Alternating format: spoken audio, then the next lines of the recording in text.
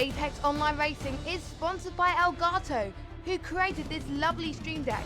For more information about the stream deck, the link is in the description below.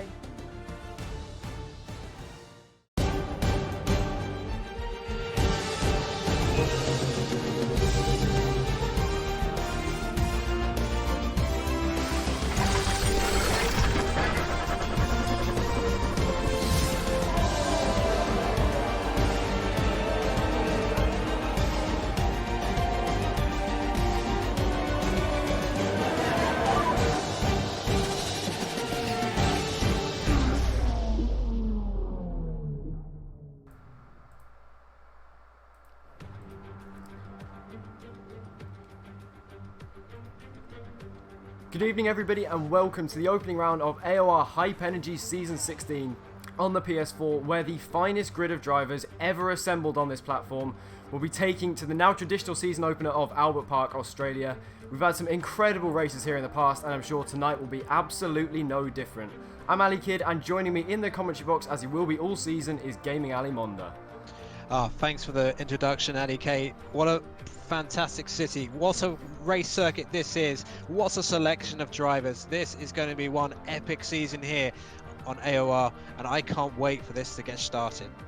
No, it is going to be absolutely awesome, and apologies for the little delay that we had. So let's get straight into qualifying then, as the drivers are already heading out onto the track. We have only had a couple of minutes of qualifying, and we have most people now on outlaps. As well, a little change for this season is that we're back to 18-minute qualifying sessions, which I'm sure is a very nice novelty for the drivers to have after the stress of 12-minute qualifying on the last game. Yes, absolutely. A bit more strategy. People can sort of take their time a little bit more to sort of tweak the car before going out on their first runs. You know, in terms of how fast, I think this is going to be so tight. The top 5, maybe even the whole of the top 20 could be within a second of each other. Yeah, I mean, whatever happens is going to be absolutely crazy fast, however fast it does end up being. As we're on board with Tim Palm here, there's a bit of a traffic jam towards the towards people starting their laps. We have Tim Palm slowing right up behind, I think that was Nardi in the Williams, but he's about to start his lap. I believe there are a few cars ahead of him. We think pole is going to be low 19s, and if we're being very optimistic, we might even be treated to a high 18 by these unbelievable drivers. We're on board with Tim Palm through turn 1. It's a very difficult corner, that one. It's incredibly easy to pick up a track extending warning on the outside as he locks up a little bit into turn 3. That's a little bit of a crazy line through there, but looks like a reasonably decent lap from him so far as he runs a little bit wide again. Yes, not much grip on the track by the looks of it. Watching not just Tim Palm but also some of the other drivers, a struggle for front end grip, but as the session goes on, track evolution will take into place, and then I think we will get faster times. You know, I think the banker times will be sort of, you know, mid-19s, and then we will be heading down towards the very fast times by the end. And that's exactly what we've had from Michael, who's the first person to set a lap, who sets a 19.5 in that McLaren. That is a very, very, very fast opening gambit, as Ollie D crosses the line half a second down. The man who won the title, to everyone's shock, in Season 14, came second in Season 15. He has some huge pedigree, being a Veloce esports driver as well. A long way off to start this session, which is a little bit odd to see, as we've been riding on board with Tim Palm this entire lap. He's coming to the end of his lap now, and it's been a little bit all over the place. Not quite as tidy as he would have liked, I'm sure. But up to the line, let's see what it is for the Red Bull driver. And he is 11th, actually. He's slowest of everyone so far. The top 12 are separated by 7/10 of a second, as Alonso goes incredibly close to Michael's time. Yeah, really good lap from the Sauber driver. Pretty close so far, but you know, I think this is just the beginning. Although I will mention that Freak is currently in the top 10 on the Super Soft, so maybe looking for the alternative strategy, but I highly doubt he will finish in the top 10 with a time like that. No, we did see a little bit of various strategies in the Oceania race earlier, actually. We saw people going for Super Softs instead of Ultra Softs, which is a bold call, but we do think that the one-stop strategy is definitely going to be faster, and it is probably faster if you can avoid the Ultra Soft tyres as well. They do tend to wear out incredibly quickly, but as the other side of that is they give you a huge amount more pace in qualifying, and as we've seen previously, sometimes track position can be a lot more important than a good strategy. Yes, absolutely. I mean, it is a street circuit. I mean, don't let the pretty background of lovely trees to Lake Foyer. This is a street circuit. There's not many places to overtake here after Sector 1. So, getting that track position, as you say, is very key, especially for the first stints of the race. Those ultra softs, they will go off fairly quickly. They will probably be pitting somewhere between, lap 5 to 8, depending on how much they push. So someone outside the top 10, don't discount them from winning the race. Oh yeah, 100%. As we've been on board with Flying Finn here, AOR's second Flying Finn it appears, who's coming up to the line. He's had an awful lot of traffic on this lap, but he managed to produce it on his second lap and goes up to 8th place, which for a debutant is not bad at all. I was reading the introduction thread earlier and was very surprised to learn that this guy is only 13 years old from Finland, so he has an awful lot of talent, I think, and whatever happens today, I think we have an awful lot to come from this guy. Well, those Finns, they have such natural racing pedigree. I mean, it's far harder to learn to drive in a country like Finland, all the snow and stuff like that. So he was probably driving a rally car when he was 5 years old, so it can't be surprising that he's really quick at that age. Yeah, and he's put himself right into the top 10 straight away, only 4/10 off provisional pole position. And actually, Michael, despite being the first man to cross the line, his time is holding up compared to the others, as Deagle Killer slots into 3rd place, only a 10th behind, as that's an interesting line from Flying Finn, who I assume is trying to get back to the pits as quickly as possible. But let's ride on board with Nervotang. Actually, no, let's not. He's in the pit lane. I think most people are now in the pit lane, waiting to go out for their second runs in this session. The only person who isn't is Curly, who's now coming back into the pits as well. But I think something to note in this qualifying session is that we're expecting track evolution to play a huge part. One of the drivers was telling me earlier how it's much bigger effect than it is on other tracks, for example. So I think towards the end of the session, as always, really, like in real F1, is when we're going to be seeing the fastest times. Yes, and I think Michael did a really good job with the banker runs, as was mentioned earlier. There's not much grip for the first runs, but Michael's in that position. But yeah, I think the pole time is certainly going to be, if they can avoid it, invalidating, could be at least half a second faster than the current benchmark. Oh yeah, 100%. But that point about invalidating is actually a very good one, because this track is so difficult to try and put a lap together. There are so many opportunities for it to go drastically wrong, but the main one is this corner that Michael's coming up to now, the turn 11 and 12 chicane, which I think has got to be up there with the hardest sequences of corners in the entirety of F1, and I have a sneaking suspicion that outside curb is going to claim a few victims during the race. Yes, I mean, it was such a gentle challenge on F1 2017, but some developer put some devil horns on, like, you know what, I'm going to make this corner a mighty challenge. And, you get too much speed over that curb, it will unbalance the car onto the grass, and you will spear into the wall to the right. And, I've seen it everywhere in practice races. And, might claim a few victims, but they will know all too well about the dangers of this track, and that section of 11 and 12 in particular. Yeah, I imagine Australia is one of the tracks that the drivers will know like the backs of their hand, really. If you drive it pretty much every season at the start of every game, and a lot of these drivers will have done huge amounts of laps around this track, one of whom I believe will probably be Michael, who is absolutely flying so far in this qualifying session. Let's see where he gets to as he comes to the end of the first sector. It's a 26.3. We have no indications to whether that is faster or not than his previous lap, but this lap in general looks like it's coming together pretty well indeed for the McLaren driver, who currently finds himself on provisional pole position, but by the slenderest of margins from RC Alonso in second. Yes, he's gone a tenth faster in Sector 1, and he's gone a tenth faster in Sector 2. So this is a really nicely done lap so far, and yeah, beautifully planted through turns 11 and 12. So he's going to be going faster on this lap at least. Where that will put him in the final reckoning before the final runs later on, I'm not sure, but he's going to definitely, as long as he can get this Sector 3 right, go at least a couple of tenths faster than his current time, as Epic takes provisional pole for the time being. Yeah, at least a couple of tenths faster. This lap has looked almost inch perfect from Michael.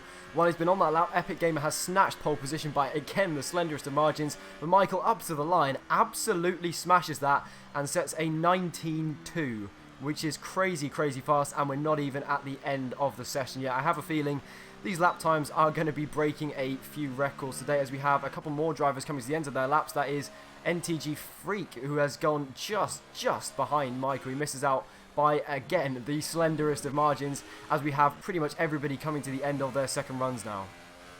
Yeah, RC Alonso, It's gone slower for his previous best Sector 1, but faster in Sector 2, so he might be able to gain a place or two, unless he has a monster of a Sector 3. But he's coming up to the line now, needs to find well, he didn't find much at all, to be honest. He improved, but nowhere near enough. So he's going to have to go back to the drawing board for his final run to break into that top 4. Yeah, despite the field being as close as it was, that much of a small improvement still wasn't enough to move him any higher than P5, as he was second just a few moments ago and now finds himself 3 positions down after only a few drivers have improved. And I have a feeling these times are just going to keep tumbling and tumbling as we go through the session. Let's go on board with another driver. Let's find Nervo, who is returning to the league after a long, well, not that long an absence, but it feels like it's been a long absence from him from the very top, as he's not actually on a lap. So let's go and find somebody else. Let's go on board with Flying Finn, who's, I believe, is coming to the end of this lap. He's run out of ERS before he reaches the line, which is a bit of a mistake. Let's see how much it costs him, and not much at all, actually, as he moves himself up into 7th place. Yeah, decent effort, but yeah, you were definitely right about the battery management. He seemed to overcook it just a little bit on the outlap, which left him a bit short.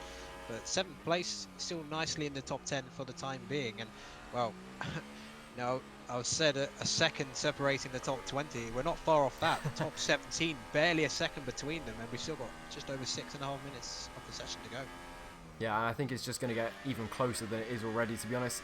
As we're back on board with Deagle Killer, we rode on board with him for his opening run, and I think he's still pushing on this lap. That's very, very wide, and I think that's another very dangerous curve as well. Saw Maldonado crash into that wall on the right-hand side in 2012, I believe it was, and Deagle Killer managed to avoid that fate, but still I think he would have lost a little bit of time there. That's also one of the corners where you can easily pick up an invalidation, as Yano Racing is out in dramatic fashion. I'm not sure what has happened to him there, but he is out very early on in this qualifying session.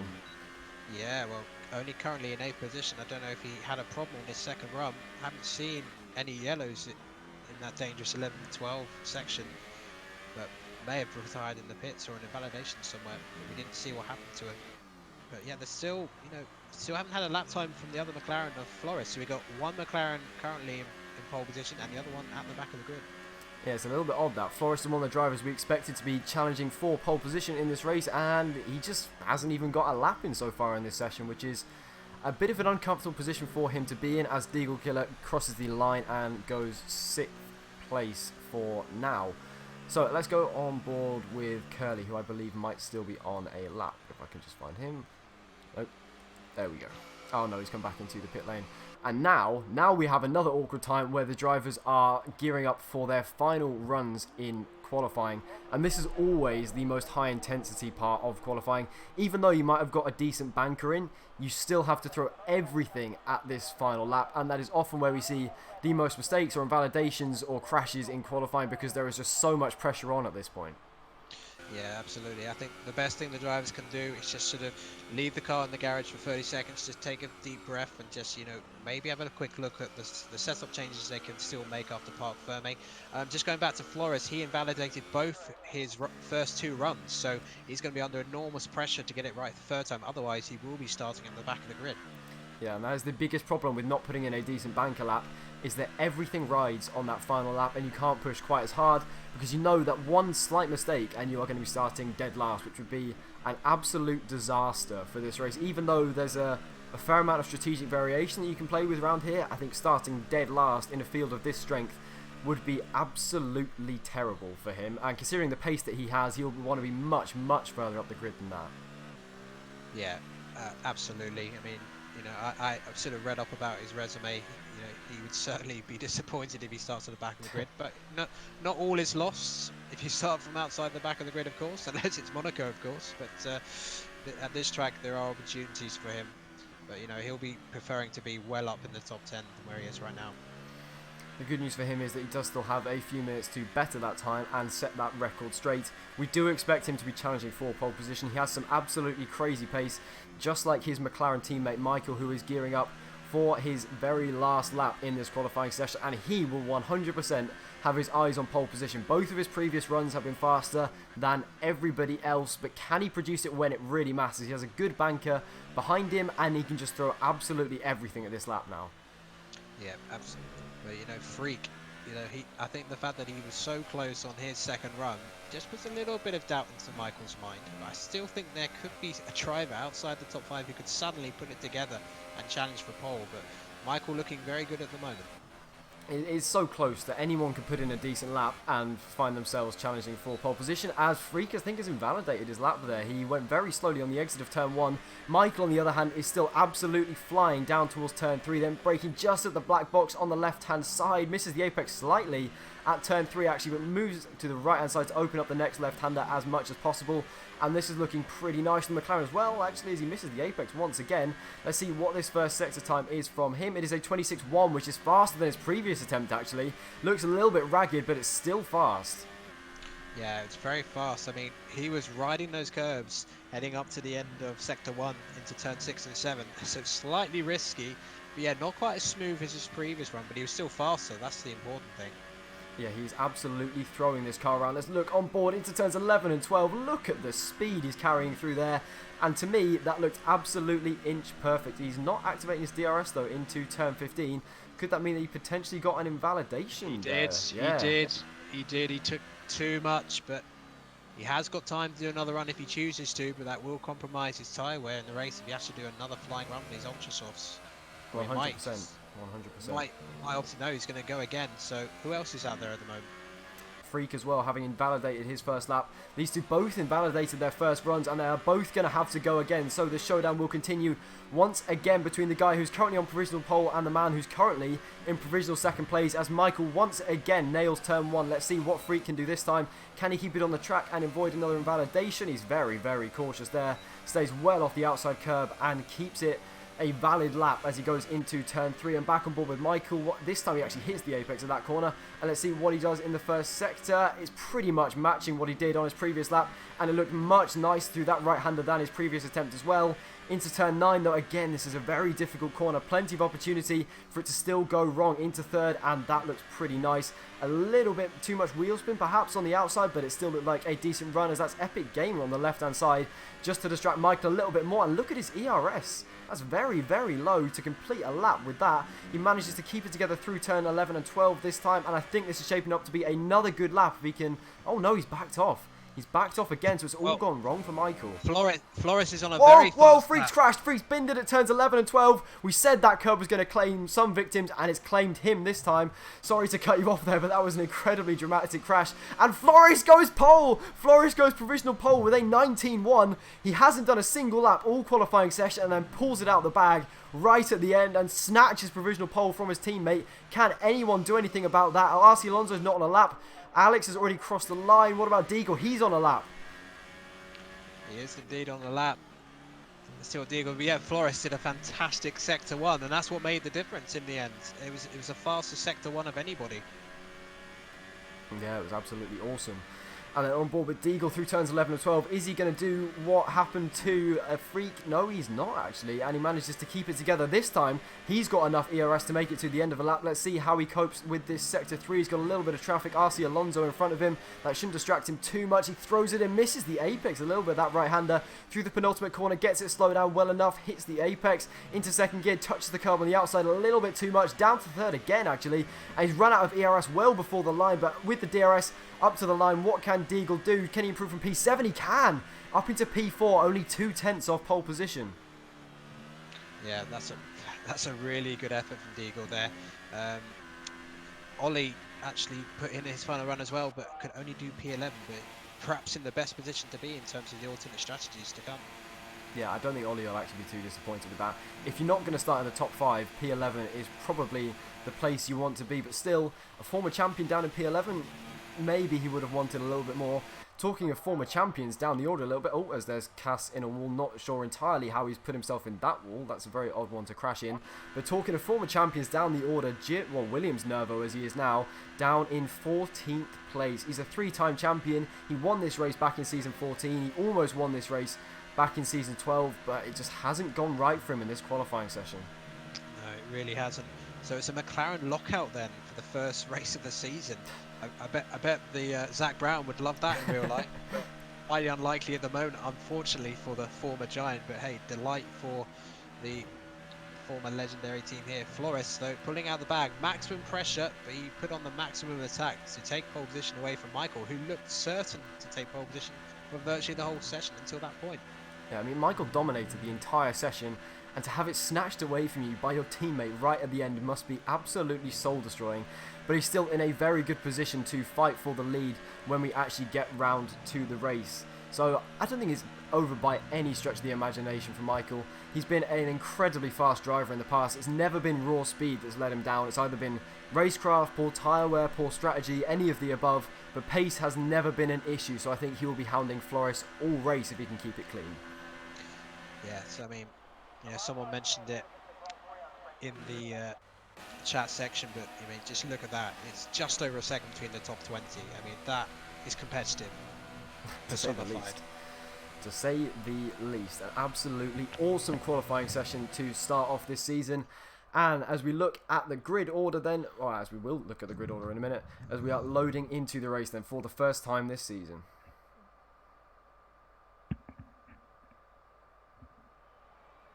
If you want to run us down the grid then. Absolutely. So the first front row we have Flores and Michael, then row 2 we have Freak and Deagle, then RC Alonso, Epic, Williams, Alberto, Flying Finn and Jarno Racing making up the top 10. And outside the top 10 we have Ollie, Cass, Jay Horn, Williams, Nervo, Clarky, Nardi, Alex, Curly Whirly, and making up the back of the grid we have Tim Palm and Danny MG for the Hash team. And looking at that, actually, that is a dreadful qualifying session for the two Ferraris. That is not what they would have wanted at all. Only 7 tenths away from pole position, but down in, I think that was 17th and 18th place. And Alex is a man who is used to challenging for titles rather than fighting for scraps at the end of the points. But strategy, again, for him has always been a strong point. So I don't think he is out of this race yet by any means. No, not at all. You know, given how close the grid is, I don't think anyone can be counted out until, you know, we see the first few laps and see if the field spreads out. You know, we have to remember the ultra soft runners, you know, their tires will wear off quicker than those outside the top 10, and it's a dry race as well. So, you know, keeping those temperatures in place, it's going to be very, very important for the top 10 not to push too hard too soon. Otherwise, they'll be pitting early and be massively compromised towards the end of the race. Maybe even having to do an extra stop, which would cost them really any realistic chance of being on the podium. Yeah, an extra stop would be absolutely terrible for any of these drivers. This is an incredibly slow pit lane, only 37 miles an hour, so it means that it's much more difficult to make a two-stop work as we're away for the formation lap, which is very, very nice to have back on this game. And actually, it makes a huge difference. You have to warm up your tyres, and it's just another strategic variation that the drivers have to worry about. Yeah, could not agree more with that. As the two McLarens make their way into turn 3. And going back to Flores, I think being able to produce like that under so much pressure shows a real class of driver. He was, I believe, in the F1 Esports Pro draft, but to be able to pull it together under so much pressure, having not done a single lap in qualifying so far, he knew going into that lap, if he hadn't produced it, he would have been down in dead last, which would have been absolutely terrible for him. So to be able to produce like that, I think, is a sign of a real top driver. Yeah, I agree. Real mental strength, but also a bit of a mental shot towards his teammate, because Michael was thinking, yep, I'm up against, you know, Freak and Alonso for pole position. Then suddenly, out of nowhere, his teammate produces a lap like that to take pole position away from him. So, you know, how fair they're going to be to each other at the start. You know, how aggressive they're going to be. You know, it's a long season. I think the most important thing about the first race of the season is just to bag the points, really. Just, you know, get a positive result out of the first race, because there's a long way to go after this one. Yeah, I think it'll be all gloves off between those two McLarens. Interestingly, looking down the grid, we have Ollie in P11 starting on these soft tyres, which to me is a huge strategic advantage over anybody on the ultra soft. So he is definitely going to be one to watch later in this race. Even though he might not have qualified as well as he wanted to, I think he is going to come into play, well, a lot later into this race. Yes, they're certainly ones to keep an eye on, but you know, some of the drivers have gone for super soft, so Nervo, keep an eye on him, because he's going to be able to attack those soft runners ahead of him immediately, which, you know, that could cost those soft runners time. So it's very finding balance of the strategy between the top 10 and those outside. You are correct. It is incredibly finely balanced between all the different strategies, and every single grid position still has a chance to come through and claim victory in this race. Nobody knows what is going to happen as we are revving up to 5 red lights for the Australian Grand Prix. They're on the screen now. We are ready to go racing in Australia. Lights out and away we go, and it looks like it's a decent-ish start from both of the McLarens as Flores gets away a bit better than Michael, and he's going to carry the lead into turn 1 very easy. It's 3 wide behind as the second McLaren is getting swamped by the Mercedes and the Red Bull behind. I think Deagle Killer will definitely be having a look on the Mercedes of Freak into turn 3. He's going to look to the outside. That's not a position that you really want to be in. He locks up. He's wide a little bit, and we are in the same order as we started in. It is Freak from Michael from Flores who still leads this race. Yeah, a terrible start for Epic Gamer. He dropped back to 18, but I think he may have made contact with IC Alonso as they both ended up at the back of the field. Yeah, as Alex has maintained P5. I should point out at this point he is synthetic. He is the reigning champion in this season. That may not have been clear to some of you who haven't tweeted his name change, as we still have Flores in the lead of this race with a 6/10 advantage from Michael in second, and Freak, who was battling with Michael all of qualifying, is very, very close. Michael is wide on the exit of turn 11, and surely this is going to give Freak a chance to get past into this next left-hander. He won't have DRS. He's later on the brakes, and they are still side by side, but Freak all the way around the outside. What a move this would be, as if he could pull it off. He's around the outside again as Alex retires from the session, but Freak moves his way up into second place, and this is all just playing into the hands of Flores here. Yes, Flores getting out of DRS range already. Alex had contact between turns 13 and 14. Sort of unusual place to have an instance. We must have made contact with someone. So that's our first retirement of the season. And that's not a prize that many of the drivers will have been wanting to claim, as it is Flores who leads us on to lap 2 here. Let's go on board with Ollie and see how he is getting on in this race. He's moved himself up into P9 on those soft tyres, and I think strategically he is probably in the best place in this race, as I think that is Jaythorn trying to dive down the inside of Curly. He's still in P12 here on those soft compound tyres. Curly as well making a good start on the soft. Actually, Curly with a crazy start on those softs. I think he started down in 17th or 18th place, which is absolutely awesome to see him so far up the order now. And Cass running out the top 10 on those soft tyres as well. Yeah, well, Curly, the sole remaining Ferrari after Alex's retirement. But I did mention Nervo would be able to go on the attack immediately on the super softs, and he has got past all the soft runners, and he's now currently running in 8th and trying to put some pressure on Flying Finn ahead in 7th. That is an absolutely crazy start as well. Looks like those super soft tyres are definitely paying dividends for Nervo, who he qualified down in P14, I think it was. So to gain 6 places is absolutely crazy. As Flying Finn now looking down the inside of Alberto Foltron, and he cannot quite make that one work, as I think that was someone picking up a 3-second time penalty already, which is, I think, less than ideal so early on in the race, but is currently Flying Finn in 7th with Alberto still maintaining 6th. Yep. And that infamous 11 and 12's claimed another victim, Danny, for the Haas team, just losing it there, and he's now dropped back down to 18th. So not a great start for the Haas team so far. You know, Haas having a bit of a shocker so far in this race. A team that's not having a shocker by any means, though, is this McLaren team, who, although they haven't been able to maintain their 1 and 2 lockout, Michael has only lost 1 position down into P3, and he's by no means out of this race. Freak is still managing to stay within a second of Flores, so he will have DRS on this lap, I believe. So I think we could be about to see a battle for the lead of this race. If Flores cannot break DRS here, he's going to be under an awful lot of pressure over the next few laps. Yes, absolutely. Well, the top 5 sort of settling down a little bit. They're sort of edging away from Alberto in 6th place. So I think Alberto, unless he can get the move on, I think he's going to be under a lot of pressure from Flying Finn. But yeah, the top 5 looking pretty confident at the moment, and any of these 5 right now look like they could win this race as time goes on. And all of the top 7 actually are still within a second of each other, so this train for the lead of the race is still containing all top 7 cars, which is absolutely crazy, and I think it could be getting very hectic as we go on into this race. But Freak is now, with the help of DRS, closing right up to the back of Flores. He's only 6/10 behind, and he was 9/10 back at the start of this lap. So as we come on to start-finish straight to begin lap 4 of this Australian Grand Prix, he's actually very, very close, only 6/10 back, and I think he is definitely going to be challenging Flores in the laps to come, as he sets the fastest lap of this race so far with a 23.4. Yes, well, that DRS assisted the fastest lap there. But, you know, the top 2, though, starting to break away from Michael a little bit. Michael having to look over his shoulder a little bit. The Red Bull of Deagle behind. So Michael, although very quick in qualifying, not quite able to get the race pace down at this moment in time as the Ultrasofts continue to wear off.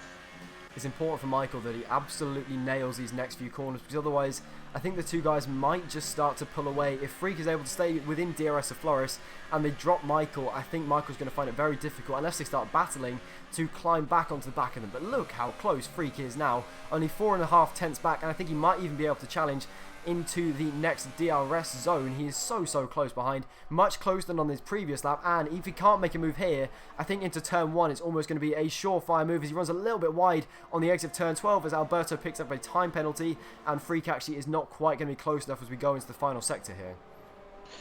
Yeah, so I think they both had excellent exits. So, you know, Freak trying to force Flores into a mistake, but, you know, Flores doing a good job for the time being, maintaining the lead. But now, let's see if Freak can get very close on this main straight. As Flores loses the back end a little bit coming out of the final corner. Freak is so close behind that McLaren. It's going to be almost 3 tenths, I think, as we come into turn 1. He's not going to be close enough to go for a move here. If he can stay close enough through the dirty air through turn 1, he might have a shot into turn 3. That's a beautiful camera angle to see Flores defending into turn 3 and Freak looking to the outside. There's not a huge amount of space there. Flores very cleverly taking up the middle of the road and preventing the Mercedes from getting any kind of advantage track position-wise, and he maintains the lead of this race. Yeah, that was beautiful defending by Flores. He just put it in a position where the inside and the outside was not available. It's a very hard thing to do at speed like that because you have to judge perfectly. Otherwise, you can risk running the other car behind illegally off the road. But yeah, good stuff from both. But here comes Freak going for having another look. Into turn 9, but it's not quite enough overspeed, and Flores is able to defend once again. But we mentioned Michael falling back, and this battle is just completely playing into his hands, and he is now easily able to stay with these guys, and they are so close, nose to tail, as we go through turns 11 and 12, and Freak's had a very good exit in the DRS. Surely this time he's going to be close enough to go for a move as we go into the final sector again. He moves to the outside. Flores again takes the middle of the road and will not let that Mercedes through, and Flores maintains the lead of this race, and Deagle is round, he's in the wall, he's lost it, and he has retired from this race in dramatic fashion, and that did not look good at all. No, we have to go straight back to the top 3. I'll describe what happened in that incident, but look at that. I think the Ultrasofts are going off for Flores now, and he's under as much pressure as he ever has done. So Freak into turn 1, Flores having to go defensive. Freak ran the outside again. Flores claims the middle of the road, and there is no way through for this Mercedes. He's going to have to get a bit more inventive as Michael is right behind these guys as well, ready to pick up any scraps into turn 3. Again, Freak is going to have to go to the outside. Not a huge amount of space there. Locks up the inside front. Will he have a cutback line? Not quite. It's not the easiest corner to overtake. Turn 3, actually, you have to have the inside line, otherwise you cannot get through at all. And this lead train is going to get very feisty very quickly as Freak is all over the back of Flores, who had a terrible exit out of that corner, and the top 4, you could throw a blanket over them now. It's so close, and I think Freak again into turn 9 is going to be close enough. Flores will go defensive. Freak has got to try something a bit more inventive. There's contact between the two of them in the braking zone. The Mercedes locks up and goes a little bit wide. He's got a cutback line though, and they might be side by side into turns 11 and 12. Flores squeezes him to the inside. Michael might be getting involved as well as they go side by side into turns 11 and 12, and Freak gets the move done finally at long last. I think he might even have DRS here as well. No, it's actually Flores has the DRS, and into the final sector. This time it's Flores doing the overtaking, looking to the outside of the Mercedes. Can he carry it all the way around the outside? No, he cannot, and Freak takes the lead of this race. Oh, that was supreme racing from both of them. Going side by side into that chicane is always fraught with danger, but they gave each other just enough room. But Freak managing his tyres better, and that's why Flores is having to come in earlier than him to try and use the undercut to come back at him. One of the slowest pit lanes, of course, 37 miles an hour, so this will be painful for all the drivers during the race, but this is the first strategic move of the race. Let's see what tyres Flores goes on to then. We believe it will probably be a set of these soft tyres. This is right on the window for a one-stop, and he's been jumped in the pits, actually. He's been jumped in the pits by Alberto, has he? No, he hasn't. That was just a little lag glitch on my screen. Flores maintains position ahead of Alberto. Is he going to come out ahead of Danny in the Haas? This is crucial for his race that he does, and just by the skin of his teeth, Flores maintains P12, and this is crucial for his race now. He has to push like crazy if he wants to make this undercut work. Yes, he absolutely does. But lock of the tyres from Flores though. That's not going to help him straight away. But I think he's got no problems now. I think he'll be able to get away from Danny. But yeah, but that little lockup though might cost him the chance to do the undercut on Freak, who just passed him moments before. I think Freak and Michael and Williams, Alex, they'll be pitting shortly.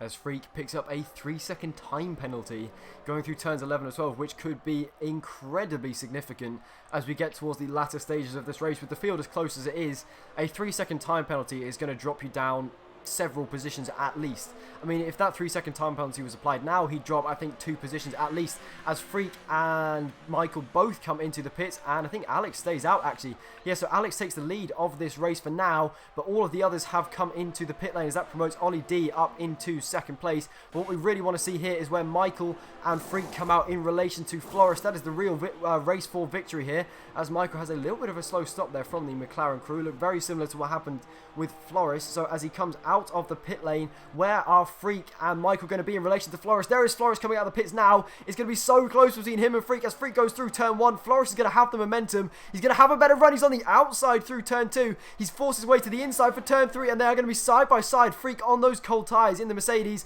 Floris on the inside. They're still side by side. Freak's been pushed wide a little bit, and Floris muscles his way back up into the lead of this race, and that undercut worked to perfection.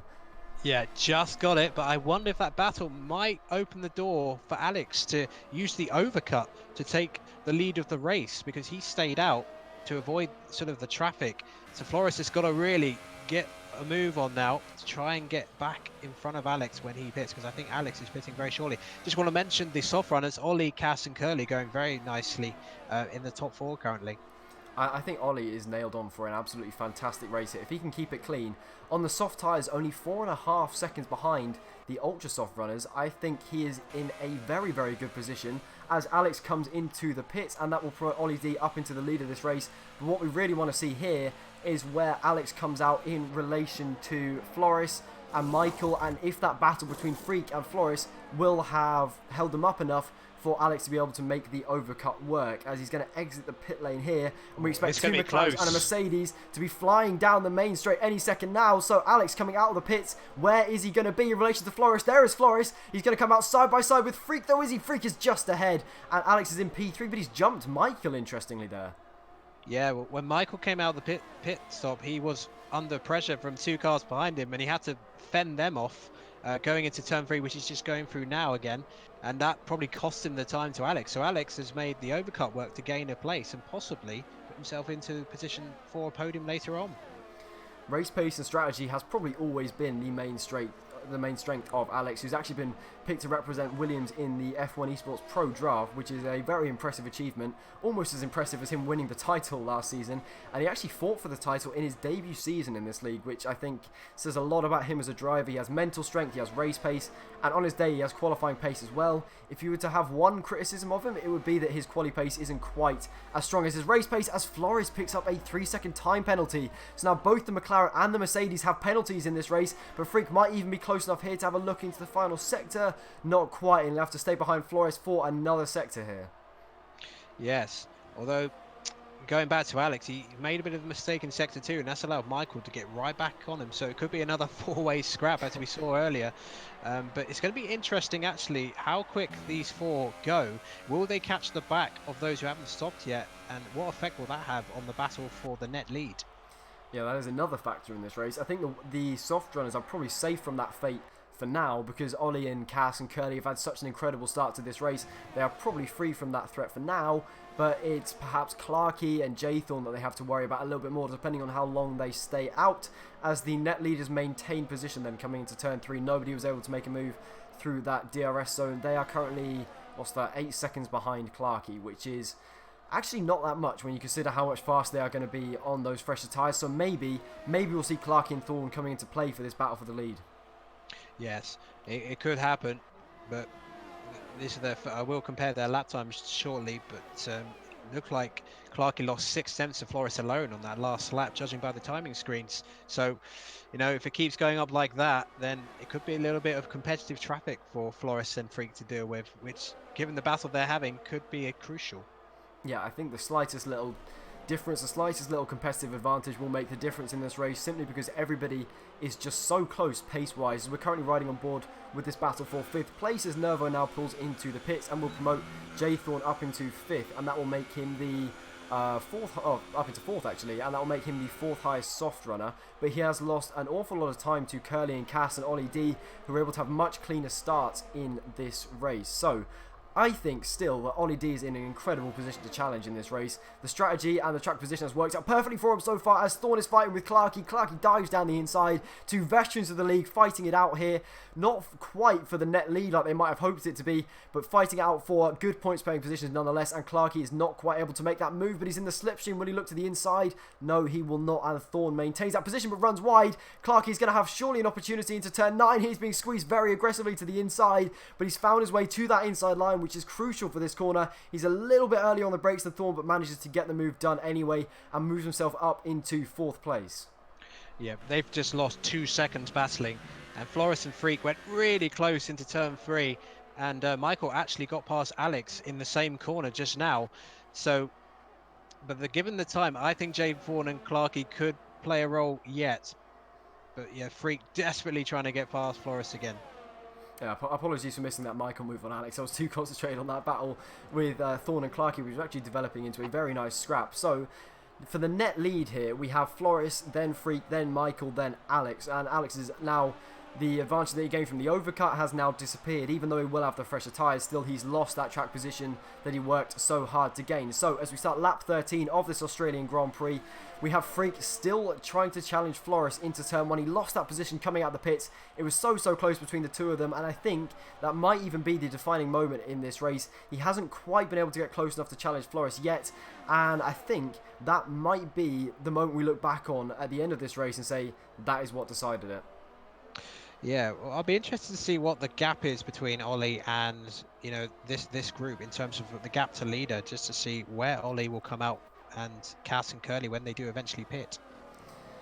Yeah, that is a good point actually. Ollie is still pulling away from Cass in the lead, and I think crucially as well, compared to the guys who've already stopped, he has clean air, which is going to mean that he's able to extract the maximum out of those tyres. Even if they're not quite as fast, he is still going to be going at his maximum speed that he can possibly go, and we imagine he'll probably be fitting a set of he could go for either super softs or ultra soft tyres depending on when he wants to pit in this race and how long he wants to take those softs, but either way it puts him in very good stead for the end of this race. Yeah, absolutely. I mean, the one stop outside the top 10, so much easier for those on the top 10 side on the ultra softs, and you know, bright sunshine, so I think it's going to be a dry race to the end. Yeah, that's not going to have any impact on strategy. I think it's always interesting when we get a completely dry race to just see all the different strategies that play out and who implements them the best and what's better, the undercut or the overcut. These are all still things we are finding out on this game. For the very first race on a new game, it's always a little bit of an unknown as to what strategy is the best, what kind of setups are the best as well, whereas that was a particularly big thing on 2017.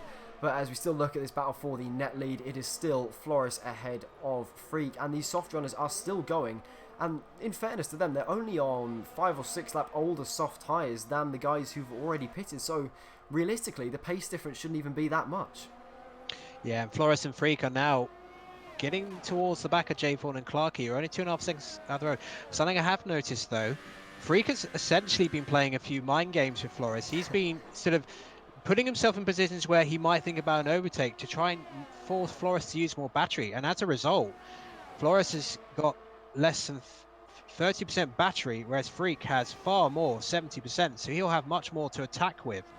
So he's just biding his time. He's not really attacking Flores, he's just sort of giving him something to think about and forcing him to use batteries. But I think next couple of laps, I think Freak will go on the attack with that much higher battery that he's got. That is a very good point actually. You can see Flores' battery is down on 29% with Freak's up at 81%. Which would imply that he's just being very tactical here, allowing Flores to just pull him along. He can save his ERS. He's only on medium on the straights as he puts it up into high now, but he's able to follow very easily and just use the DRS to save some ERS, and I'm sure save some fuel as well, as he puts it down into low for turn 1. And I think at this point he's probably just cruising, and I don't know whether Flores knows this or not, but he's actually helping out Freak an awful lot in this race. Yeah, and I think he's biding his time until they catch Jay Vaughan and Clarky, maybe to get an opportunity. You know, maybe Flores gets out of shape out turn 1 following those 2 cars ahead, and it gives him the chance to go on to maximum attack and take him into turn 3. who knows what is going to happen, but if he pulls it off, this will be an incredibly, very good tactic in the end from Freak, who's doing a very, very good job to save that battery. He's only in medium, he's right behind Flores, but he's not turning up that battery to try and threaten him, which I think is absolutely genius, because we've seen from qualifying, Flores was on pole obviously, that Flores has a huge amount of pace in this race, and I think Freak is using that very, very cleverly to his advantage. And as you correctly pointed out, they are closing right up to the back of Jaythorn and Clarkey, whose soft tyres are probably coming towards the end of their life, and they will be faster than them at this stage of the race. So I think very, very good decision from Freak. Yeah, I think Flores will secretly be praying that these soft runners ahead just peel off into the pit lane right now, because, oh, it's awful. Dirty air of the Sauber ahead into Van Gogh. One of them does, actually. Clarkey out of the way, so that's one less to worry about. But, oh, look how wide he goes. That could leave him vulnerable. It could indeed, as Freak is still in the DRS. I don't know whether Flores has got his DRS open. He hasn't into turn 1. Maybe this is a chance now for Freak into turn 3. Is he going to turn up that battery? He is. He puts it up into hot lap. Is he going to go into overtake? Trying to look down the inside of Flores, maybe into turn 3. He doesn't send it, and he sits back for another lap. He's still biding his time, waiting for that opportunity.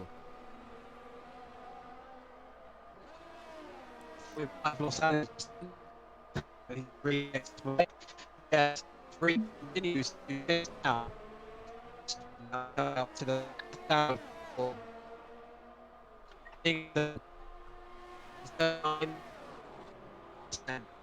My apologies, Mark. The audio is going absolutely all over the place. I'm not sure exactly what's going on here, but I'll just continue to update you on this battle for the net lead of this race. And now the two net leaders have caught up to someone who hasn't stopped yet in Jaythorn, and Flores picks up another penalty. That's now 6 seconds worth of time penalties he's got in this race, and wherever he finishes, that is going to have a huge impact.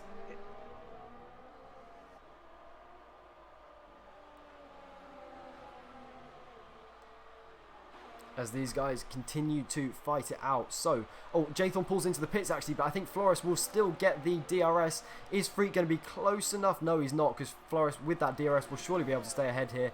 Again, Freak putting it up into overtake. Is he actually close enough? Flores goes slightly defensive into turn 1, thinks better of it, and realises, actually, I don't need to go defensive. This guy isn't coming past me anytime soon anyway, but maybe it'll be different into turn 3. Flores surely is going to have to go defensive here. Is Freak going to send it down the inside? He thinks about it. Oh, he locks up. Has to go wide on the left-hand side to avoid hitting the back of Flores' car, as Nardi picks up a 3-second time penalty. He's a little way down the order, though, so I'm not sure how much impact that is going to have on the final result of this race. But crucially now, as well as potentially having that battery advantage, let's just have an update on what it is. Yeah, 48% compared to 76%. Freak also has half the time penalties that Flores does. Is he going to look down the inside into turn 9? No, he's not, and he's still sticking behind that McLaren, as quietly, while all of this has been going on, Ollie D is still sneaking away at the front, as is Cass, as is Curly, and this is really, really playing into their hands. Yeah. But Flores, despite the lack of battery, still somehow able to keep ahead. But Freak is really going to attack now. He is indeed. This beautiful helicopter camera angle allowing us to see just how much he was closing in that slipstream. He's got to try and stick behind in this final sector. It's a little bit difficult to stick behind through that penultimate corner. It's very difficult to spot your braking zone and to avoid running into the back of the car ahead. But as we come up to the DRS line, he will open his DRS as we start lap 18 here of the opening round of this season. He finally gets his DRS open. He's put it up into overtake ERS mode. Is he going to look into turn 1? No, he's not, as that was actually Cass in the pits, and Curly actually. So these guys have been promoted up into 2nd and 3rd again. Can the Mercedes have a look into turn 3? No, he thinks better off it again. And he's still sat behind Flores. He's being either very tactical or just very, very passive in this race. As Freak picks up another time penalty. So now they're even on penalties again. And I think, interestingly, again, it's also still playing into Ollie's hands, because he doesn't have any penalties as far as I'm aware. No, not at all. Ollie's having a superb first stint out there. 16 laps on the softs. I think he'll be stopping fairly soon to give himself a chance of, attacking the soft runners at the end. Oh, and a big moment from Freak there, heading towards the end of Sector 2. But somehow, not only did he save it, but he kept the momentum going. Wow. That is quality driving. Car control to its absolute finest. And again, he's sat behind Flores. But again, I think he's if he hasn't gone for it at this point, why would he go for it now? As he's running no ERS at all there on the straights, which is an interesting tactic, and he is more than content to just sit behind this McLaren, who actually isn't really closing up to Ollie, who comes into the pits here. Now, what tyres is Ollie going to go on to? Curly went on to Super Softs. Let's see, is Ollie going to do the same? He goes for Super Softs in the end, which is not quite as bold a call as I thought he might be going for, but I think Ollie has a huge chance of maybe even winning this race. The two net leaders have 6 seconds worth of time penalties, and he was what, 9 seconds ahead. That's quite a big advantage. If he can overtake these other guys quickly, I think Ollie is well within a shout of at least a podium here. Yeah, especially as there's no penalties at the moment. He's come out in relatively clean air, just ahead of, although Nardi is going to have an attack on him into turn 3. Ooh, late on the brakes around the outside, but Ollie should be able to fend it off with the superior traction with the Super Softs. Ollie using all his experience to the absolute max. He's currently in P8, but do not expect him to finish here one bit. Everyone else is going to be on soft tyres pretty much. He is the lead runner on these super soft tyres, and he is well and truly set for the rest of this race. He's 1.8 seconds behind Epic Gamer. We'll keep an eye on that battle, as I'm sure it will get closer, as Flores is going defensive into turn 11 and 12 for what is now the actual lead of this race. And these two cars have been battling all race. They've been following each other nose to tail for 18 laps now. And actually, this battling is allowing the two other cars behind, Michael and Williams Alex, to close right up behind them. And once again, we have a 4-car battle for the lead of this race. As we go through the penultimate corner, that was a little bit of gravel picked up by Freak's car, and Flores surely is going to be a bit of a sitting duck here. RC Alonso leaves the session, but back to this battle for the lead. Surely the Mercedes now is close enough, but he's not using his ERS. He's not using his fuel. He wants to sit behind. He is still happy to sit behind this McLaren. Even at this late stage of the race, he still wants to be behind Flores.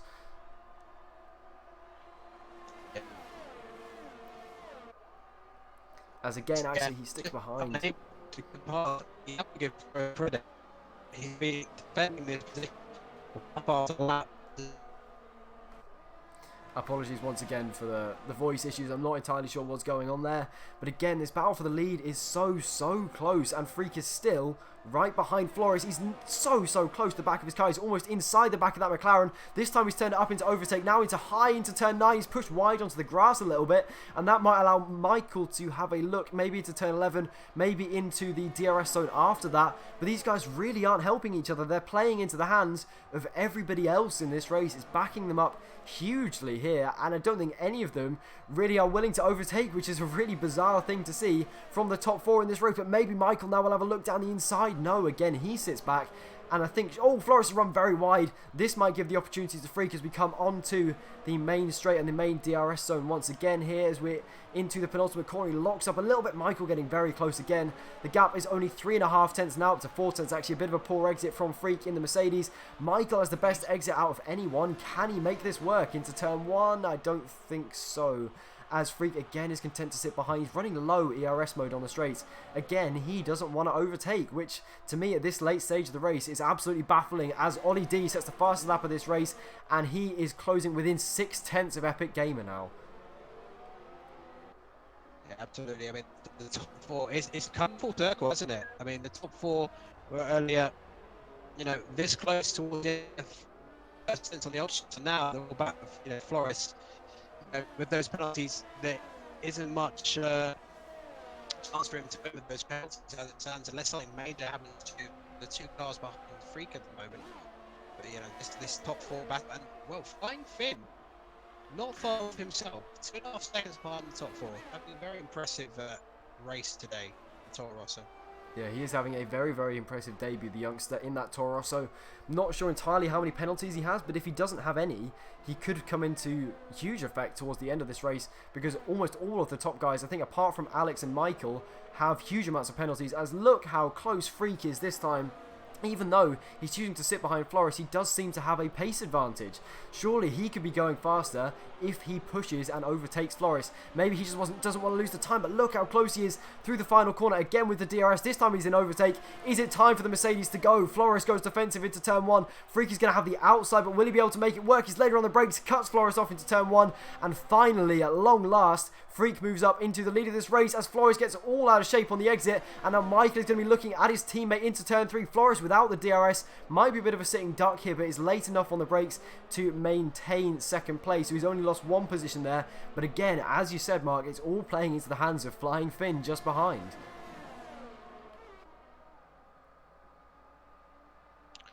Yeah, well, Flores, he's battled so many laps, and now Freak's already seemingly charging away. Now, well, maybe some team orders in play, because I don't know if they're communicating with each other, but if they know that the other driver has more penalties, maybe Flores will release Michael to have a go at Freak.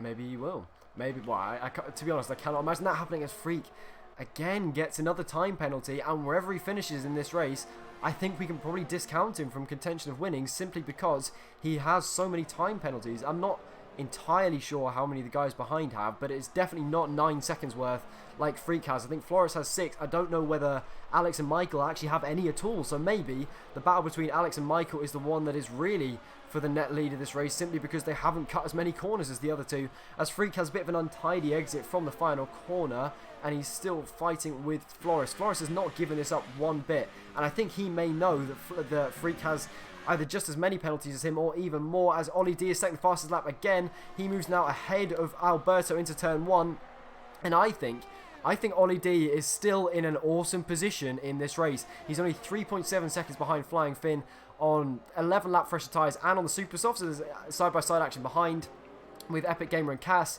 Cass also notably on the same strategy as Ollie D, as is Curly, and Epic Gamer still managing to maintain P8 for now, as Jaythorn, his terrible race continues as he picks up a 5-second stop-go penalty for speeding in the pit lane. And that's probably the end of his race. He had a bit of a disastrous afternoon, to be honest, which is a bit of a shame for him, considering the results that he is used to picking up in this race. As Nervo's retired, and not the start of the season he would have wanted one little bit, as this train for the lead is still together, although Freak now starting to pull out from Flores just a little bit more. Yeah, it might be too little too late though for Freak, given the penalties he's got. I think he really needed to get this move done if he could earlier on in the race.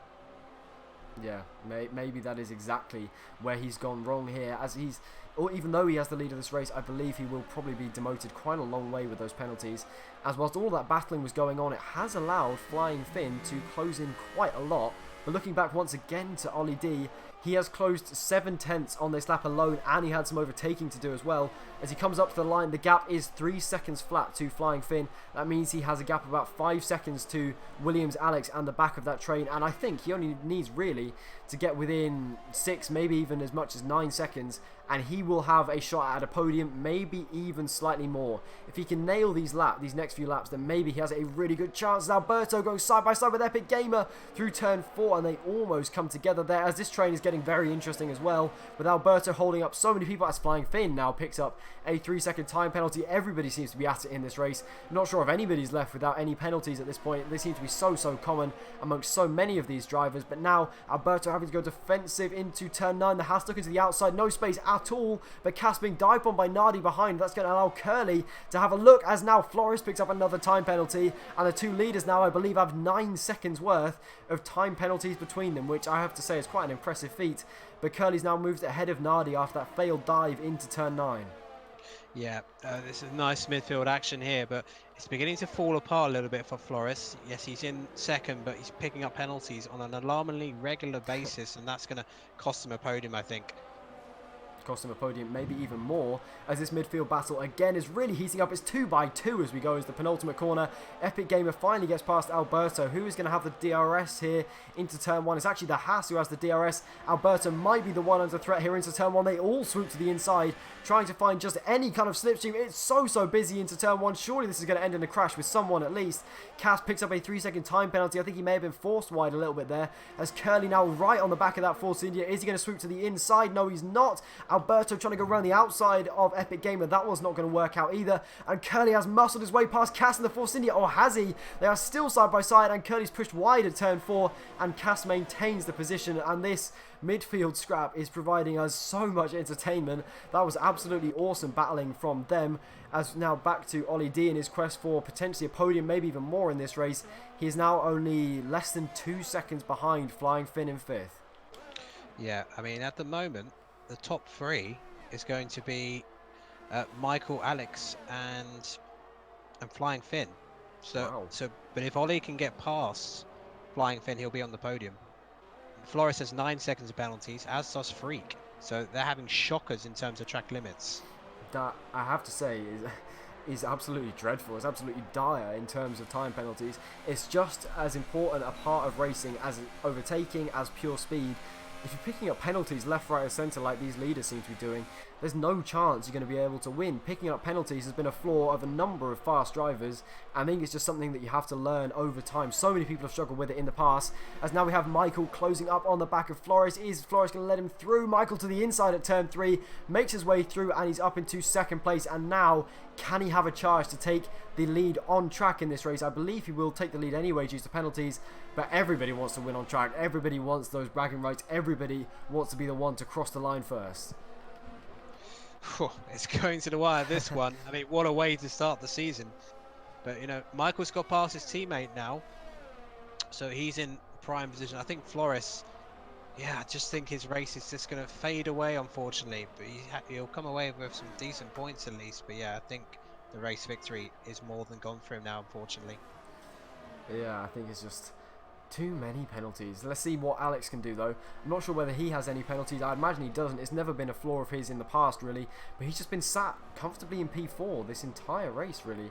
Hasn't seemed to be too intent on overtaking the McLarens. He seems happy to let the other leaders scrap it out and just take up the pieces, which is fair enough. It worked for him in season 15, obviously, when he won the title. Maybe he's trying to employ the same kind of tactics here. We know he has incredible race pace. He hasn't quite been able to show that here today. Just sat behind those two McLarens in the DRS that whole time. But now, looking a little bit further back, we have Ollie D currently in 6th, closing up to Flying Finn in 5th. And I have to say, if I had to pick a driver of the day now, it would almost certainly be Ollie D. This race, for me, has been absolutely flawless. He started P11 after not a less than ideal qualifying, but he's worked this strategy to perfection, and now he is going to be closing right onto the back of the podium as we only have 3 and a bit laps left in this race. He hasn't got much time to do it, but if these super softs hold together, he is definitely going to be in with a shout of a podium, maybe even more coming to the end of this race.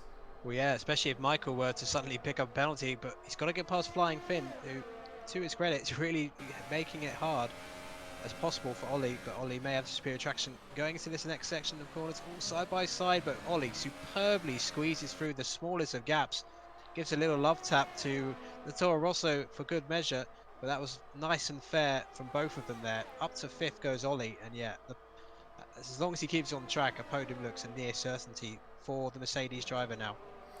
And perhaps if he can absolutely sweat it these final few laps and hope that Alex gets drawn into battling with those two McLarens, then maybe he could even catch Alex and the two McLarens on track, which would be an incredibly impressive achievement given where he started on the grid. But you can even see him in the same camera shot. That's how close he is getting now in this race. That's how well he has worked this strategy. But as we start lap 27, these two McLarens are still nose to tail as we go through turn 1. I think Flores will have the DRS once again on Michael. Is he close enough to make a move? 3.5 tenths back would imply that he isn't, and again he has to sit behind. And it is, as you said, starting to fall away from Flores a little bit. Yeah, I mean, the McLaren drivers, I think they are certainly risking losing what would be a great result. They're the only team, after all, has 2 cars in the top 6. So, you know, are these two in communication? You know, what are they saying to each other? But I guess with Alex behind, they have no choice but to keep pushing. Yeah, I think Alex being there has really put them in quite an awkward position. I'm not sure what the kind of relationship is between Flores and Michael, whether they are good friends, whether they've discussed what would happen if they ended up on track together. But I think AOR isn't really a team sport. The Drivers' Championship is what everybody is really caring about, and that's what their primary aim is going into every season. So I imagine they will both be fighting well and truly for themselves, and the fact that they're on the same team comes second, and it's only if they were on completely different strategies that they would even consider letting each other past. But the fact that they're both on the same tyres, on the same bit of track, means that they are almost certainly just going to fight it out to the death.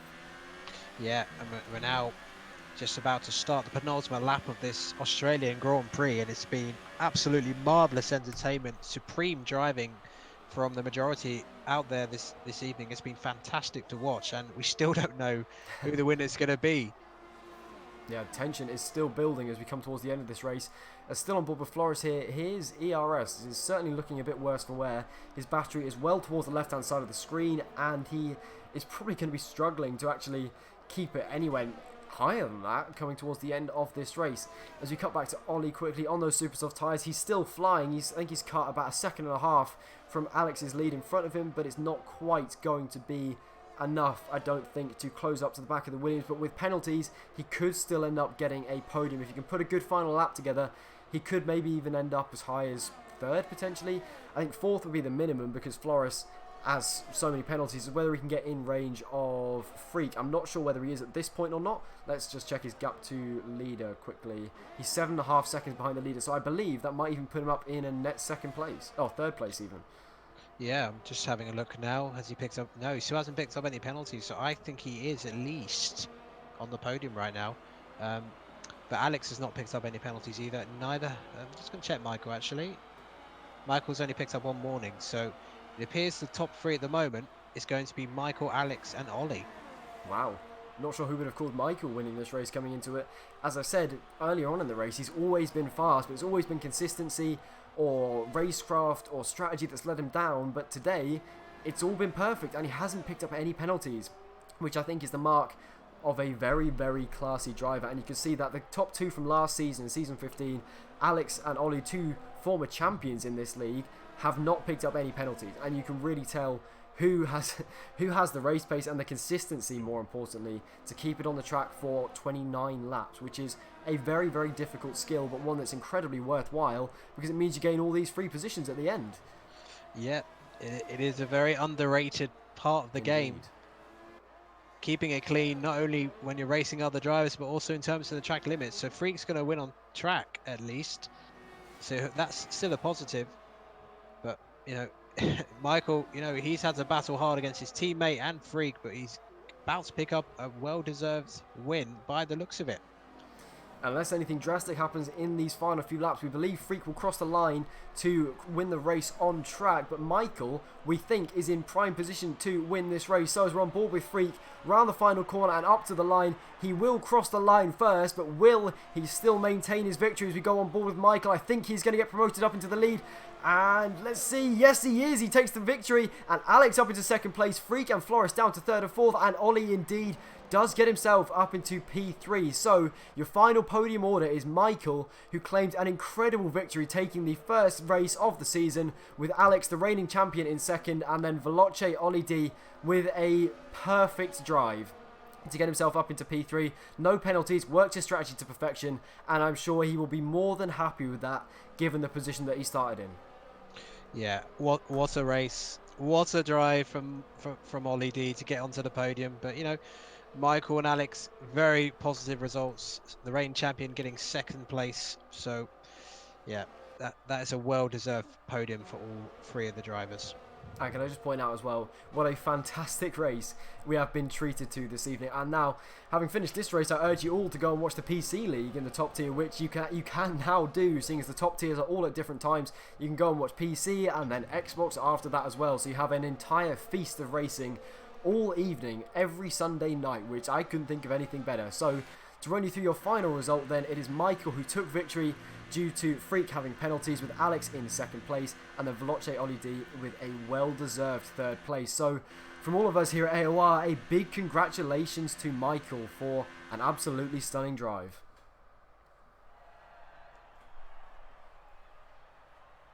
And there you can see your top 3 drivers taking to the podium.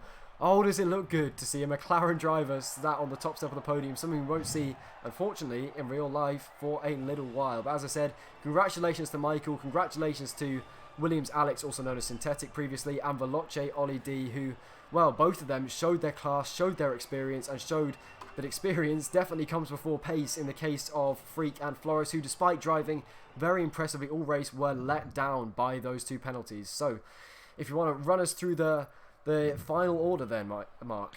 Yeah, so here is your provisional result for the first round of the season for AOR Tier 1 on PS4. So Michael taking the victory for McLaren. Then we have Alex for Williams, and then Ollie making up the podium from 11th place for Mercedes. Then Freak in 4th, Flores in 5th. Great pole position, but just faded badly as the race went on, mainly due to penalties. Clarky in 6th. Flying Finn, fine debut for the 13-year-old in 7th. Curly Whirly in 8th. 9th for Nardi, and Alberto in the end picking up the final championship points. And then outside the top 10, the likes of Cass, Dalent, J-Form, RC Alonso, Jano Racing, Tim Palm, and then we had 4 non-finishers of Epic Gamer, Nervo, Deagle, and Alex, who retired very early on in the race. Some big, illustrious names there in the retirements list, which is not entirely the start they would have wanted to see, namely Alex and Nervo, the 2 title contenders from Season 12.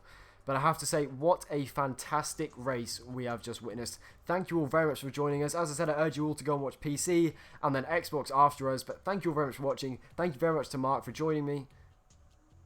Yeah, thank you very much. It's been a great experience. And if the racing's like that the rest of the season, I can't wait to sit here each Sunday and watch the action unfold and see who wins the title at the end of the season.